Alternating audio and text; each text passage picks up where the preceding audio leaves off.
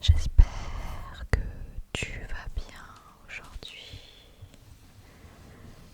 J'espère que tu as passé une bonne journée.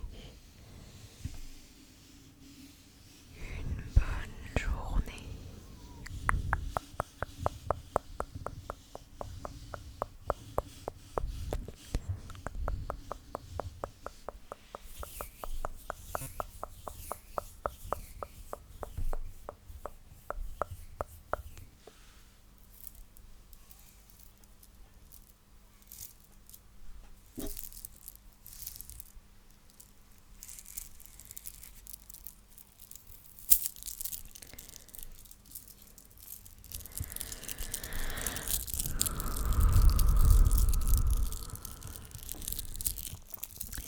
Aujourd'hui, j'aimerais faire une lecture chuchotée, chuchotée, chuchotée, chuchotée.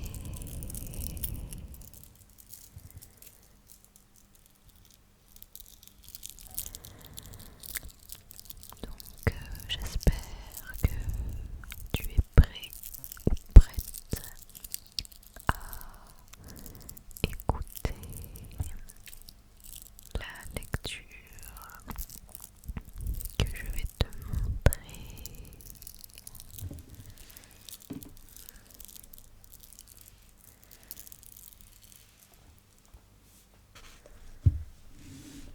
Alors, le livre ici présent s'appelle La Cité des brumes, des brumes oubliées. La cité des brumes oubliées, oubliées, oubliées, oubliées, oubliées, oubliées, oubliées, oubliées, oubliées.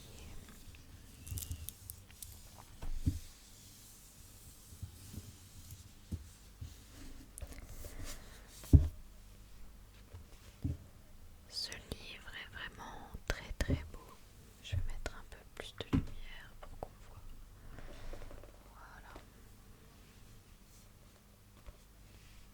Je sais pas si on voit vraiment beaucoup, mais la couverture est vraiment très très jolie, très jolie, très jolie.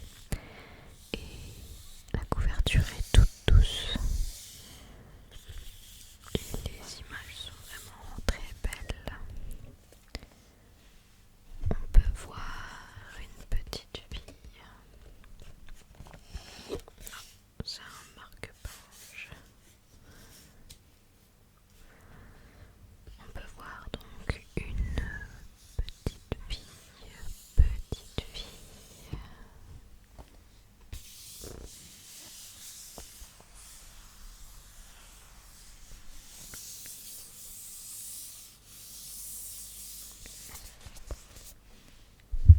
La texture de la couverture est vraiment très satisfaisante, satisfaisante.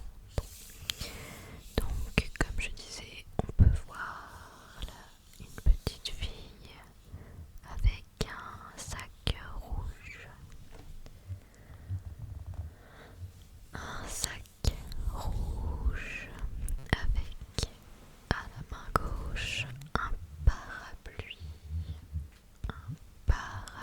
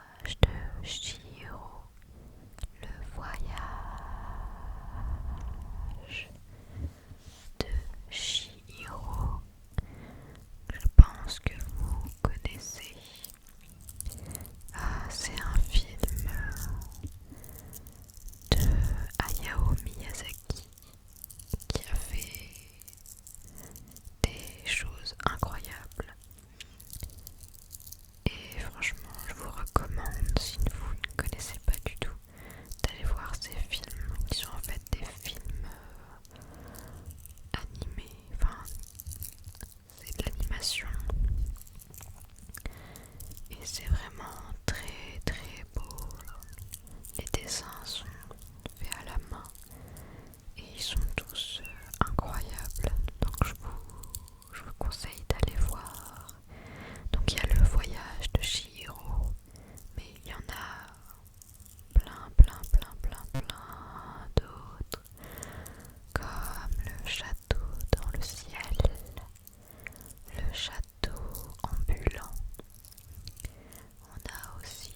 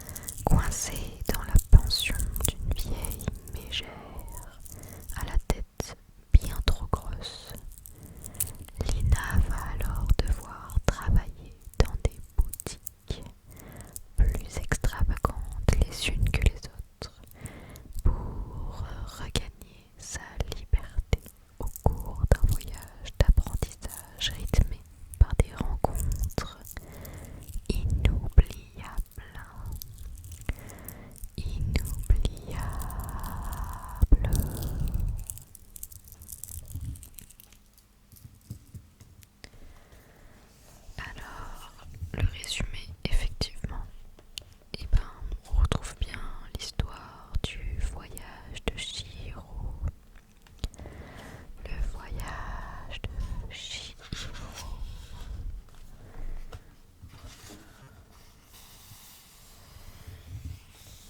Alors, je sais pas si vous aimez le son du livre, mais c'est assez apaisant en fait.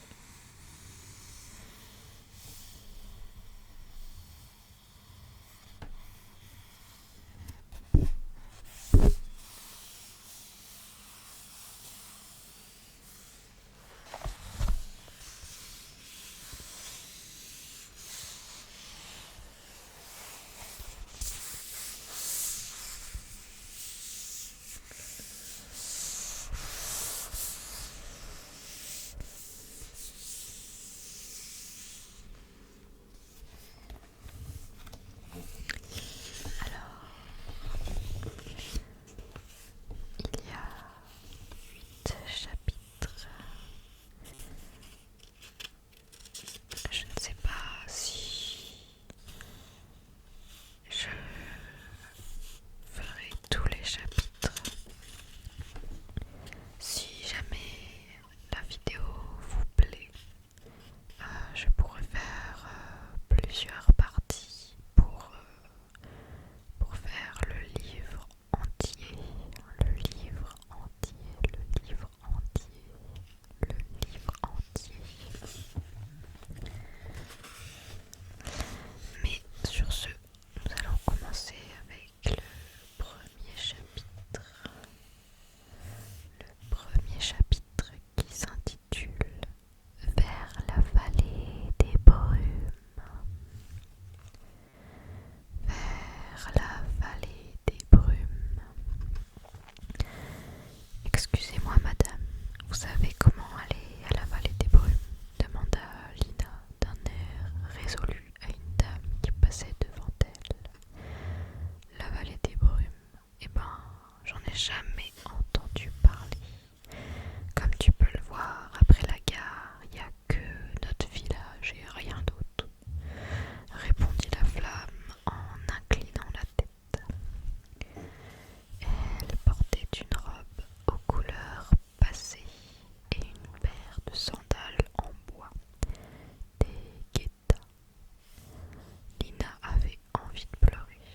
Elle se trouvait dans une gare minuscule qui ne comptait qu'un seul quai et 2 bancs en bois. Les mauvaises herbes qui envahissaient les bords de la route non pavée, le bâtiment de la gare, tout était recouvert d'une épaisse couche de poussière, de poussière. C'était peut-être pour cela que le village avait l'air tout blanc.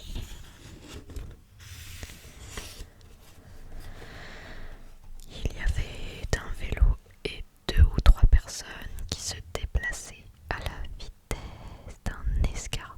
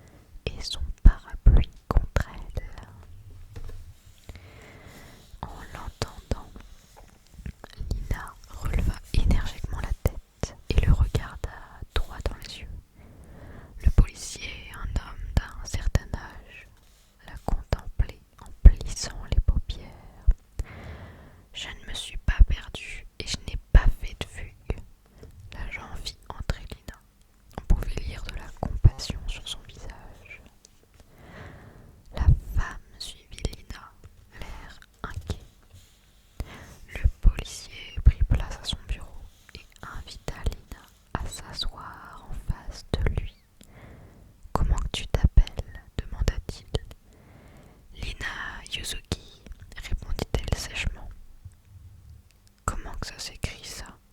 Lina. Eh ben, en voilà un nom qui court pas les rues.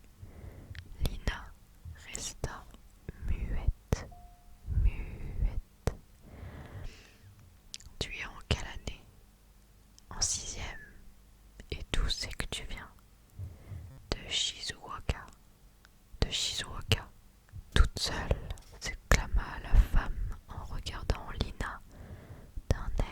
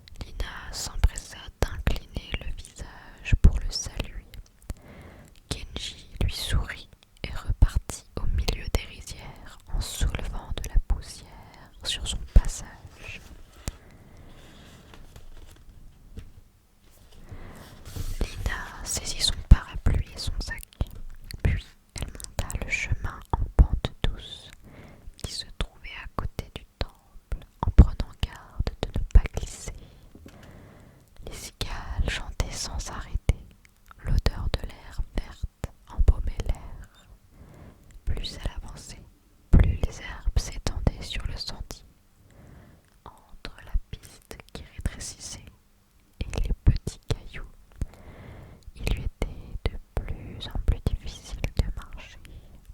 Il aurait dû faire bon au milieu de tous ces arbres, mais s'il n'y avait pas un souffle d'air, et Lina commençait même à se sentir oppressée par cette forêt si touffue.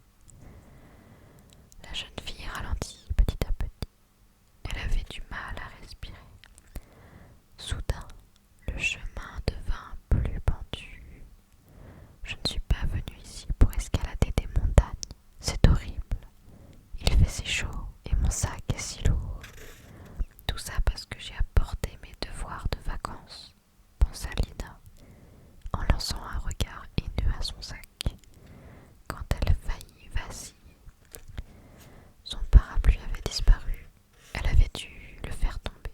Elle avait pourtant bien fait attention de ne pas le perdre. Lina se retourna et vit un objet blanc un peu plus loin sur le chemin. Ouf! Elle fit demi-tour jusqu'au parapluie, jeta son sac et s'assit par terre. Lina sentit de la sueur couler le long de sa nuque. Elle sortit un mouchoir et s'essuya avant de consulter la carte. L'agent de police avait seulement dessiné une flèche à côté du temple et écrit qu'elle devait monter un peu. La jeune fille se demanda si elle devait monter encore longtemps.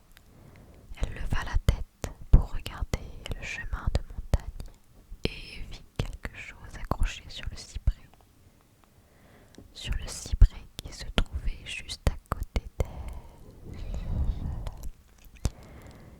Elle étrissit les yeux et lut Vallée des brumes, gravé sur une plaque délavée par la pluie. Lina jeta un œil entre les cyprès. Elle avait beau chercher, elle ne voyait rien d'autre que des arbres. Le calme régnait dans ces denses bosquets. Je devrais peut-être rentrer. De toute façon, ce n'est pas moi qui ai voulu venir dans cet endroit. Mon père m'y a envoyé de force. Lina se leva doucement, ne sachant plus quoi faire. Tout à coup, le vent se mit à souffler. La forêt bruissa de partout et le parapluie s'ouvrit avant d'être emporté par le vent. Lina essayait de l'attraper, mais il avait disparu entre deux cèdres. Elle s'empressa de récupérer son sac et sauta entre les deux conifères. Au milieu de cette forêt sombre pleine de grands arbres feuillus, elle distingua quelque chose de blanc. Ce ne pouvait être que son parapluie. Une fois qu'elle fut arrivée près de celui-ci, il fut de nouveau emporté un peu plus loin. Lina n'avait plus qu'une chose en tête, le retrouver. Elle continua à courir après son parapluie, qui s'enfonçait de plus en plus profondément dans la forêt. Au-dessus d'elle, le bruit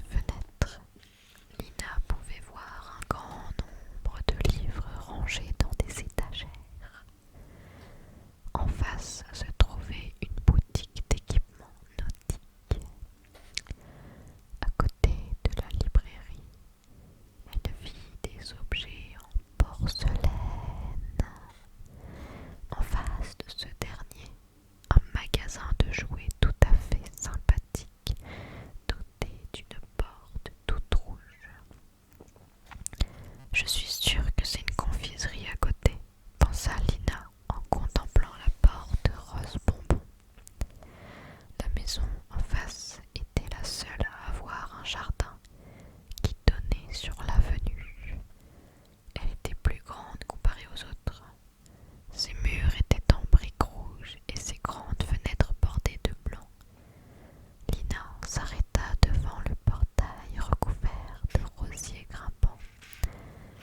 Elle se dit que cette maison avait quelque chose d'étrange. Elle possédait trop de cheminées.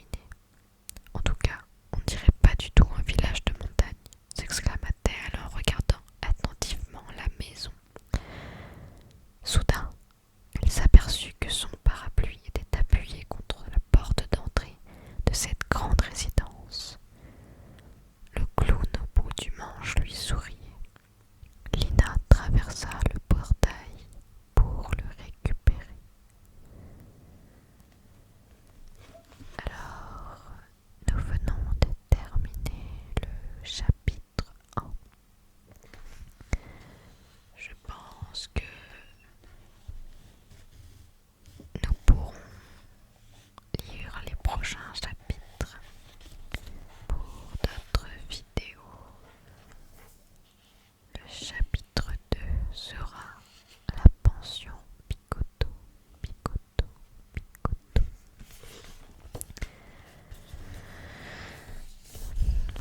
J'espère que cette vidéo vous aura plu. Si la lecture chuchotée, c'est quelque chose que vous aimez, n'hésitez pas à me le dire. Et si vous en voulez d'autres, mettez un petit pouce en l'air ou alors dites-le moi en commentaire. Voilà, j'espère en tout cas que ce livre, enfin en tout cas ce début, vous aura donné envie de connaître la suite. Moi je trouve ce genre de livre très sympa, très agréable à lire en fait, parce que c'est